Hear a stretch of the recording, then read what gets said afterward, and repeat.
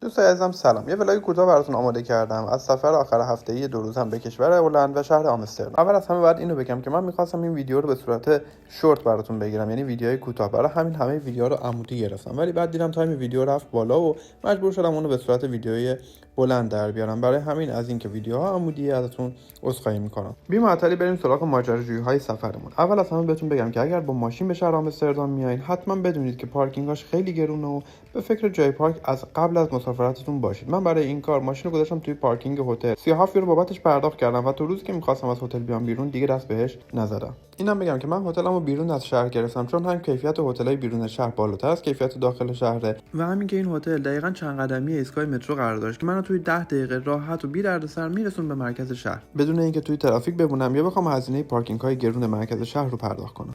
یه نکته دیگه که باعث شد این هتل رو من انتخاب کنم این بود که این هتل دقیقاً در چند قدمی ورزشگاه یوهان کرویف بود که حتما عاشقان فوتبال اون رو میشناسن. ورزشگاه خانگی تیم آژاکس و یکی از بزرگترین و مجهزترین و مدرن‌ترین استادیوم‌های اروپا است. گشت‌وگذار تو این ورزشگاه واقعاً حس خاصی داشت. بلیتش برای هر نفر 27 یورو بود که البته 2 برابر قیمت بلیط‌های ورزشگاه دورتموند بود.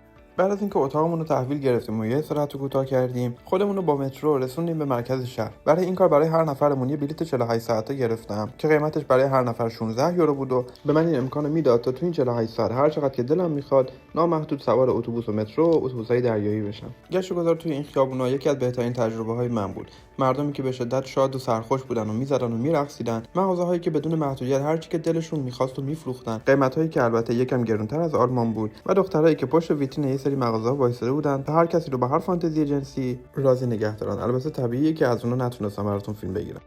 بعد از گشت و گذار توی مرکز شهر و آشنایی با حال و هوای مردم، وقتش بود که یکم قایق سواری کنیم. این قایقایی که می‌بینید نفری 25 یورو هزینه‌اش بود، نوشیدنی داخلش به صورت نامحدود سرو می‌شد و تجربه بسیار فوق‌العاده‌ای بود. بعد از قایق سواری به گشت و گذارمون تو خیابونای اطراف و پیدا کردن سوژه‌های جدید ادامه دادیم.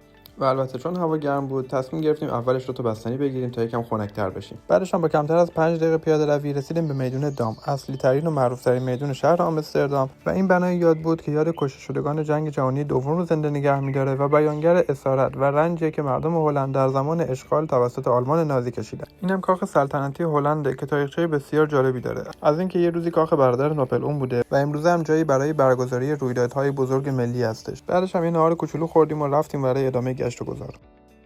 یکی از نکاتی که هر گوشه این شهر به چشم می اومد سرخوشی و سرزنده بودن مردم و بزن و به رقص و رقص آوازی بود که توی هر گوشه از شهر میشد دید. خیلی دوست داشتم این حال و هوای مردم رو با صدای محیط براتون پخش کنم، ولی خب خودتون در جریانید که به خاطر قوانین کپی رایت نمیتونم آهنگایی که داشت پخش میشد رو براتون بذارم، ولی امیدوارم که همین تصاویر و حس و حال اون لحظه رو بهتون منتقل کنه.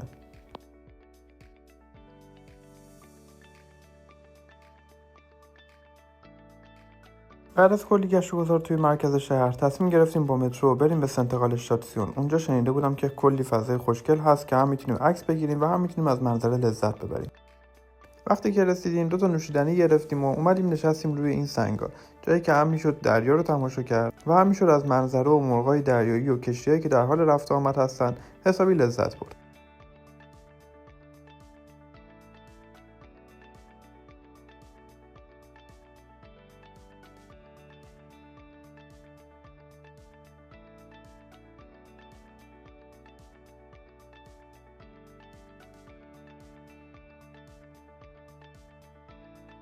بعدش هم سوار این تاکسی دریایی شدیم. یه 5 دقیقه توی راه بودیم و از این سمت دریاچه رفتیم به اون سمت مقابلش که کلی جای خوشگل برای عکس گرفتن داشت. برخلاف جای قبلی که تا الان رفته بودیم که همش بزن و به رقص و سر و صدا بود، اینور کاملا آروم و دنج و بدون سر و صدا بود و جون میداد که آدم بشینه کنار دریا و ساعت‌ها به صدای موج‌ها گوش کنه. دیدن همچین کشتی غول‌پیکری هم یکی از تجربه‌های عجیب زندگیم بود. شبم قرار بود بریم توی محوطه اطراف هتل شام بخوریم و یکم توی مغازه‌های اطرافش بچرخیم که البته این بارون وحشتناک اجازه این کارو بهمون نداد. و اما بریم سراغ روز دوم مسافرت. روزی که از قبل اونو برای گشت و گذار توی موزه‌های آمستردام برنامه‌ریزی کرده بودم، ولی بعد نظرمون عوض شد و تصمیم گرفتیم به روستای خیتهورن بریم. روستایی که واقعا رویایی بوده که از بهترین تجربه‌های سفرمون شد. این روستا تقریباً 1.5 ساعت با آمستردام فاصله داشت و از ویژگی‌هاش هم این بود که هیچ وسیله نقلیه اجازه نداشت وارد اون بشه تا طبیعت اونجا بکر بمونه و اینکه خیابوناش هم آسفالت و کوچه نداشت و مردم برای تردد توی روستا از قایق استفاده می‌کردن. یه جورایی به این روستا ونیز هلند گفته می‌شد. یه روستای کاملاً منحصر به فرد که هرچی بیشتر توی روستا گشت می‌زدیم بیشتر عاشقش می‌شدیم. اینم بگم که هزینه قایقی که ما گرفتیم که البته برقی بود برای 2 ساعت 50 یورو بود. علاوه بر این یه 50 یورو هم میگرفتن که وقتی قایق رو بهشون برگردوندین دوباره بهتون پس میدادن. یکم که توی روستا چرخیدیم یه بستنی فروشی پیدا کردیم که ماست بستنیای طبیعی میداد که انصافاً طعمش عالی بود. این روستا در مجموع نزدیک به 170 تا پل چوبی داره که خونه‌ها و باغ‌ها رو به هم دیگه متصل میکنه و جمعیت این روستا هم تقریباً حدود 2800 نفره. بعد از اینکه توی خیابونای روستا گشت زدیم تصمیم گرفتیم به دریاچه کنار روستا بیایم و وقتی به اینجا رسیدیم با یه همچین صحنه فوق‌العاده‌ای مواجه شدیم. راستی تا یادم نرفته اینم بهتون بگم که کلمه خیتهورن که اسم روستا هست به معنی شاخ بز هستش و دلیلش هم اینه که در قرن 13 اولین ساکنانی که وارد این روستا شدن کلی شاخ بز توی تالاب یا همون دریاچه این روستا پیدا کردن و این روستا به همین نام نامگذاری شد.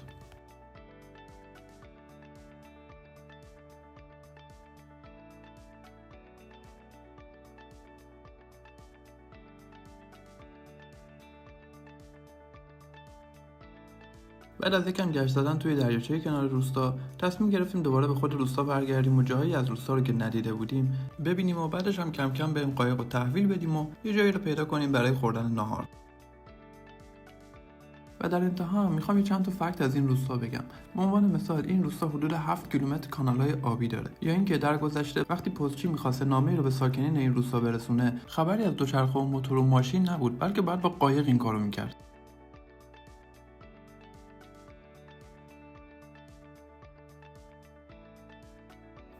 یه نکته دیگه که خودم ندیدم ولی توی فکت‌های این شهر خوندم اینه که در زمستون‌های خیلی سرد وقتی که آب کانال‌ها کاملا یخ میزنه اهالی روستا برای تفریح یا حتی برای جابجایی توی روستا روی سطح این یخ‌ها اسکی میکنن.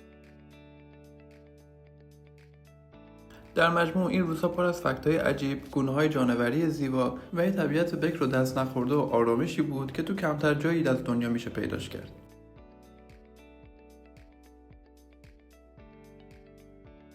و این نکته جالب دیگه این بود که جلوی خونه ها به جای اینکه ماشین پارک باشه یه قایق پارک بود. حالا من چند ثانیه سکوت میکنم تا خودتون از دیدن این تصاویر لذت ببرید.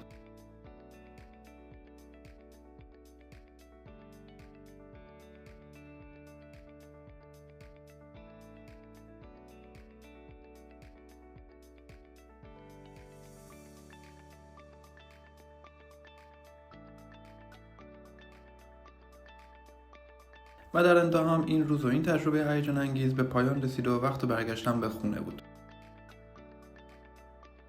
و اینجا هم درست مرز بین دو کشور هلند و آلمان بود. خیلی ممنونم که تا اینجا این ولاگ همراه من بودید. اگه از این ویدیو خوشتون اومد حتما اون رو لایکش کنید و اگر هم به این سبک از ویدیوها علاقه دارین حتما پیجمو سابسکرایب کنید.